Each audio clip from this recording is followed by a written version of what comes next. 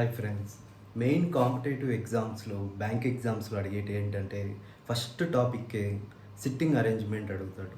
Sitting అరేంజ్మెంట్లో minimum 15 మార్క్స్కి important questions అయితే ఉంటాయి. స్టార్టింగే 15 మార్క్స్ సిట్టింగ్ అరేంజ్మెంట్కే ఉంటుంది. సో మనకి సిట్టింగ్ అరేంజ్మెంట్లో ఈజీగా ఎట్లా తెలుసుకోవాలి అనేది నేను మీకు ఈరోజు చెప్తాను. సో సిట్టింగ్ అరేంజ్మెంట్ అనేది చాలా ఈజీ టాపిక్ ఫ్రెండ్స్, ఎందుకంటే నేర్చుకున్నామంటే చాలా ఈజీ. ఇది దీనంత ఈజీ టాపిక్ ఇంకోటి ఉండదు. చూడ్డానికి హార్డ్ అనిపిస్తుంది అంతే. కొంచెం మనం ప్రాక్టీస్ చేసామంటే చాలా ఈజీ సిట్టింగ్ అరేంజ్మెంట్ అనేది. ఎట్లనో నేను మీకు చెప్తాను ఇప్పుడు. సో ఈజీగా ఫస్ట్ 4 స్టెప్స్ చెప్తాను మీకు. సో అవి ఈస్ట్, వెస్ట్, నార్త్, సౌత్, ఈ 4 చెప్తాను. అవి ఎట్లనో మీకు అర్థమయ్యేటట్టు చెప్తాను.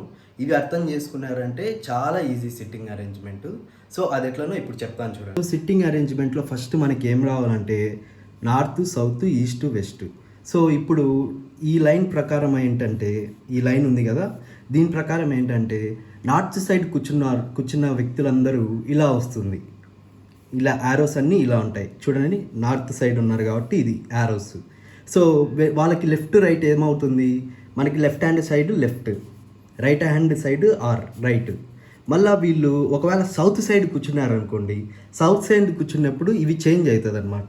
దీనికి రైట్ వస్తుంది, దీనికి లెఫ్ట్ వస్తుంది, ఎందుకంటే సౌత్ సైడ్ కూర్చున్నారు కాబట్టి. అదే ఈస్ట్ సైడ్ కూర్చున్నారంటే ఏమొస్తుంది, లెఫ్ట్ ఇక్కడ వస్తుంది. లెఫ్ట్ అంటే ఇట్లా తిరుగుతాం కదా ఈస్ట్ అంటే, సో లెఫ్ట్ ఇది వస్తుంది, రైట్ ఇది వస్తుంది. అదే వెస్ట్ సైడ్ కూర్చున్నారనుకోండి, దీనికి ఇంటర్చేంజ్ అవుతుంది అనమాట డైరెక్షన్. అంటే ఏమొస్తుంది, రైట్ ఇది వస్తుంది, లెఫ్ట్ ఇది వస్తుంది. ఈజీ. ఇప్పుడు ఈ 4 గుర్తుపెట్టుకోండి చాలు. ఇవి ప్రాక్టీస్ చేయండి. దీన్ని బట్టి మీకు next east, west, north, south అయిపోయింది కదా.